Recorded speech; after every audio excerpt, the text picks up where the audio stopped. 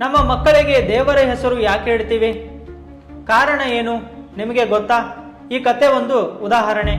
ಇಬ್ಬರು ಗಂಡ ಹೆಂಡತಿ ಇದ್ದರು. ಅವನ ಹೆಂಡತಿ ಹೆಸರಿತ್ತು ಕಿಶೋರಿ. ಅವನು ಅವನ ಹೆಂಡತಿನ ತುಂಬಾ ಪ್ರೀತಿ ಮಾಡ್ತಾ ಇದ್ದ. ಅವಳ ಮೇಲೆ ತುಂಬಾ ಆಸಕ್ತಿ ಇಟ್ಟುಕೊಂಡಿದ್ದ. ಸ್ವಲ್ಪ ಸಮಯದ ನಂತರ ಅವನ ಹೆಂಡತಿ ಸತ್ತಳು. ಅವಳಿಲ್ಲದೆ ಅವನು ಬದುಕಿರಲಾಗದಷ್ಟು ಅವಳಲ್ಲಿ ಆಸಕ್ತಿ ಇಟ್ಟಿದ್ದ. ತುಂಬಾ ಅಳೋಕೆ ಶುರು ಮಾಡಿದ. ಇಲ್ಲಿ ಅವನ ಹೆಂಡತಿ ಹೆಸರು ಕಿಶೋರಿ ಇರೋದ್ರಿಂದ ಅವನಿಗೆ ಲಾಭ ಆಯಿತು. ಹೇ ಕಿಶೋರಿ, ಹೇ ಕಿಶೋರಿ ಅಂತ ಹೆಸರು ಕೂಗುತ್ತಾ ಅಳ್ತಾ ಇದ್ದ.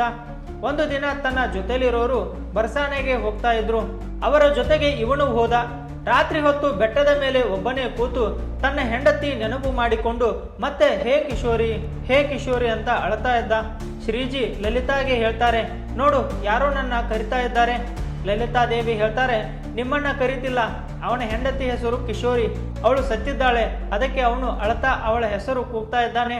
ನಮ್ಮ ಶ್ರೀಜಿ ರಾಧಾರಾಣಿ ಎಷ್ಟು ಕರುಣಾಮಯಿ ಅಂದ್ರೆ ಅವರು ಹೇಳ್ತಾರೆ, ಮೊದಲು ಕಿಶೋರಿ ನನ್ನ ಹೆಸರು ಅಲ್ವಾ, ನಂತರ ಯಾರಾದರೂ ಇಟ್ಟುಕೊಳ್ಳಲಿ, ಕಿಶೋರಿ ಅಂತೂ ಮೊದಲು ನಂದೇ ಹೆಸರು ಅಲ್ವಾ, ಹೋಗು ಅವನನ್ನ ಕರ್ಕೊಂಡು ಬಾ ಅಂದ್ರು. ಲಲಿತಾದೇವಿ ಅವನ ಹತ್ರ ಹೋದ್ರು.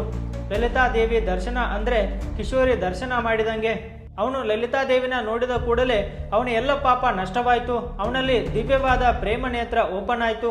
ಲಲಿತಾ ಹೇಳ್ತಾರೆ, ನಡಿ ಶ್ರೀಜಿ ನಿನ್ನ ಕರಿತಾ ಇದ್ದಾರೆ. ನಂತರ ಅವನು ದೊಡ್ಡ ಸಂತ ಆದ.